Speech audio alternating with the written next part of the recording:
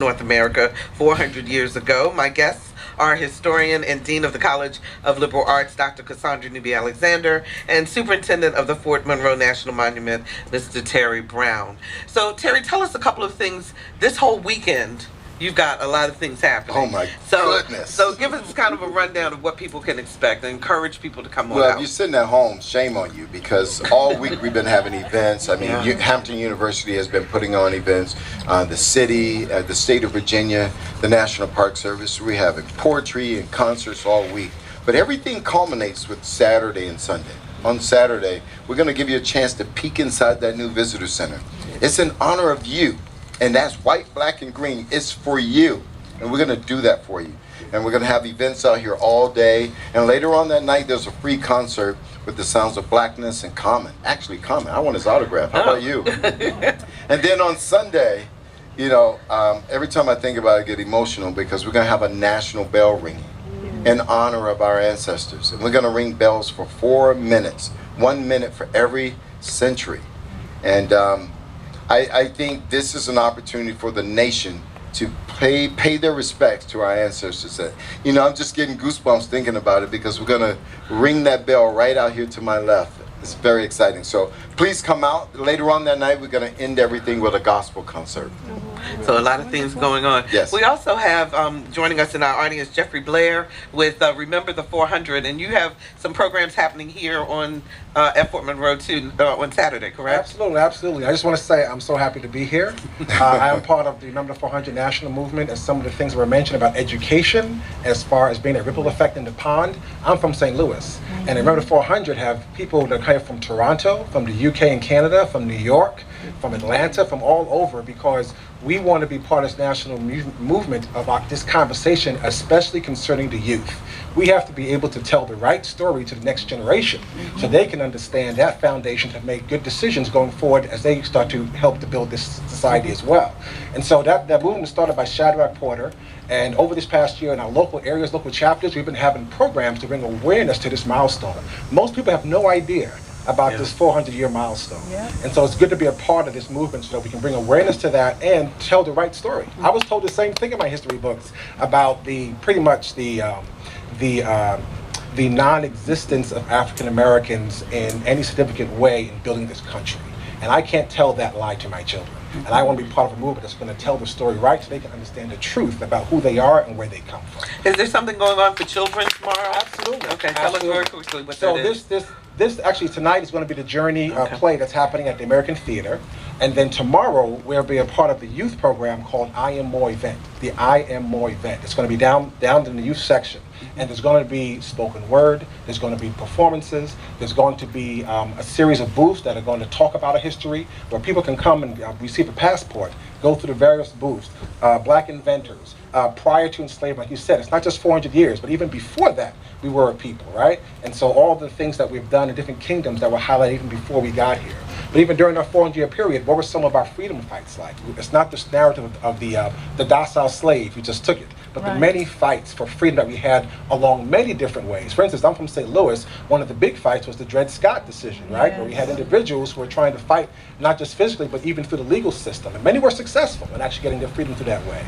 And so we're also going to have, but not just looking to the past, because we're focused on the youth, we also want to empower them with the truth so they can start thinking about how do we solve the problems of today to build a better tomorrow. So we're going to be highlighting youth entrepreneurs. We're going to be highlighting individuals who are doing great things even in the political sphere.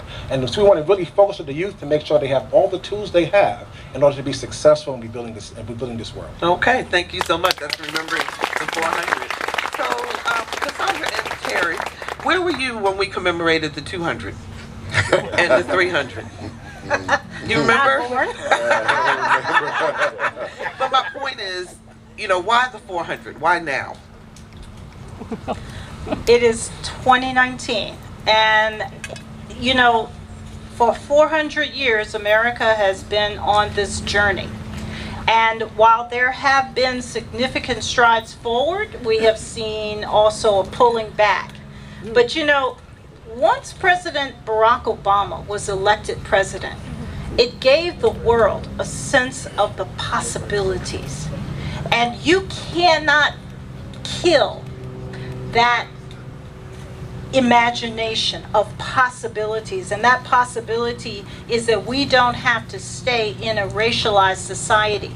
And so now we have people fighting to remain there, and we have people fighting to move forward.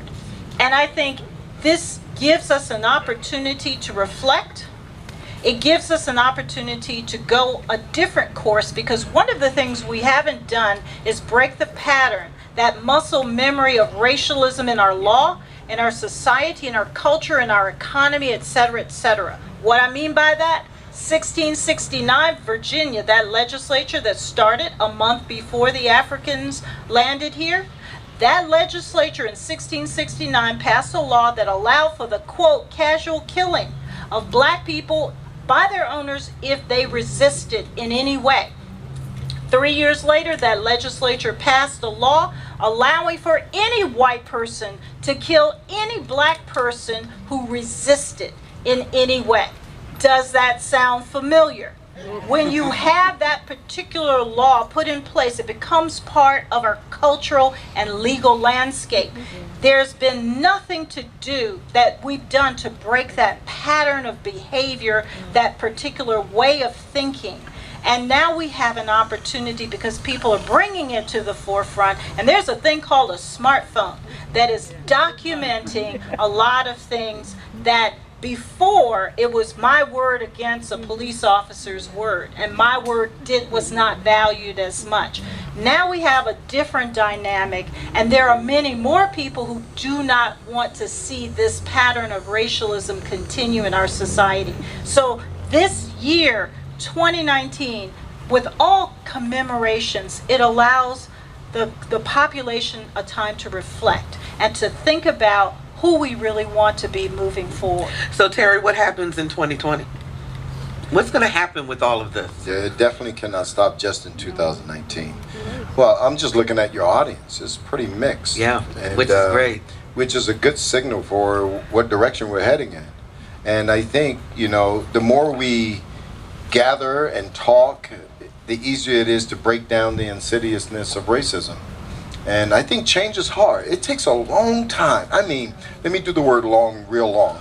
Long time for change to happen. Yeah. But I believe there's more good people than bad. I mean, it's so easy to focus on the negative.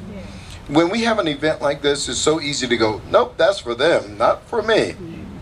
But I think there's a wide swath of people that are looking at history and looking at other cultures like they need to be a part of it too. They don't want their kids to grow up in a world that is complex and they're not able to say I'm sorry and work out problems. You know, I think the world is opening up a little bit.